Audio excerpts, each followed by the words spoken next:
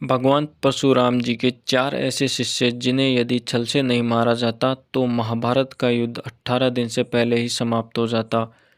दोस्तों, भगवान परशुराम जी स्वभाव से बहुत ही क्रोधित थे। वे अपने गुरु शिव जी के बहुत बड़े भक्त व उनके शिष्य थे। उनकी शक्ति व बल असीम था, जिसका उपयोग उन्होंने मानव समाज कल्याण के लिए करने का सोचा। वैसे तो परशुराम जी ने 21 बार पृथ्वी को क्षत्रिय विहीन किया था, परंतु एक गुरु रूप में वे बड़े साबित हुए और उनसे समस्त प्रकार की विद्या प्राप्त करके उनके शिष्य भी कौन कौन से थे वे शिष्य जिनने से स्वयं देवता भी भयभीत हो जाते थे। और अंत में जो शिष्य है वो परशुराम जी का सबसे प्रिय शिष्य माना जाता है। यह देखकर आप भी हैरान हो जाएंगे, आखिर कैसे। पहले नंबर पे आते हैं द्रोणाचार्य। द्रोणाचार्य महाभारत में पांडवों व कौरवों के गुरु थे। द्रोणाचार्य ने परशुराम से शिक्षा प्राप्त की थी। परशुराम जी ने द्रोणाचार्य को सभी अस्त्र शस्त्रों का विधिवत रूप से ज्ञान दिया था। सभी प्रकार के अस्त्र शस्त्रों से ज्ञान को प्राप्त करने के बाद वे अत्यंत शक्तिशाली हो गए थे। कहा जाता है परशुराम जी से शिक्षा प्राप्त करने के बाद उनकी शक्तियाँ इतनी बढ़ गई थी कि महाभारत के युद्ध में यदि उनके पास कोई भी अस्त्र शस्त्र नहीं होता तो वे अपने भुजा के बल से पांडवों के 1/3 सेना को आसानी से नष्ट करके रख देते।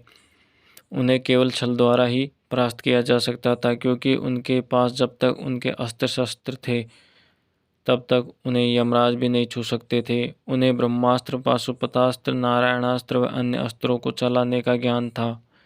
जब भगवान श्री कृष्ण ने अश्वत्थामा नामक हाथी को मरवाकर अश्वत्थामा मर गया, यह खबर महाभारत युद्ध में द्रोणाचार्य को पहुंचाई तो द्रोणाचार्य ने अपने पुत्र वियोग को सहन नहीं कर पाए, जिसका फायदा उठाकर धृष्टद्युम्न ने द्रोणाचार्य का सर धड़ से अलग कर दिया। इस प्रकार छल द्वारा ही द्रोणाचार्य को मारना संभव हुआ।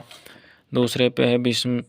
गंगा के पुत्र व अपनी प्रतिज्ञा भीष्म से जाने वाले पितामह भीष्म परशुराम जी के एक शक्तिशाली शिष्य थे। साथ ही साथ उन्हें अपने पिता से इच्छा मृत्यु का वरदान भी प्राप्त हुआ था। महाभारत युद्ध में उन्हें छल से ही मारा जा सकता था। भीष्म की शक्ति इतनी प्रबल थी कि एक बार स्वयं सूर्य देव को भी उन्होंने युद्ध के लिए ललकार दिया था। उन्हें कंस जैसे शक्तिशाली राक्षस को क्षण भर में परास्त कर दिया था। साथ ही साथ जब एक बार गुरु परशुराम में उनमें युद्ध हुआ तो उसका भी कोई परिणाम नहीं निकला और सृष्टि विनाश को रोकने के लिए स्वयं देवताओं को उनके युद्ध के बीच में आना पड़ा। महाभारत युद्ध में भी उन्होंने पांडवों को व उनके कई हजार सैनिकों की दुर्दशा कर दी थी। पितामह भीष्म ने धर्म की रक्षा हेतु पांडवों को अपनी मृत्यु का राज बताया था, वरना पितामह भीष्म को मारना संभव था।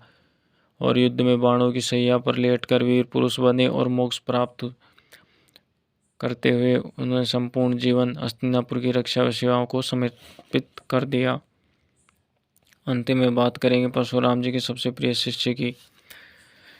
अंत में वह है कर्ण।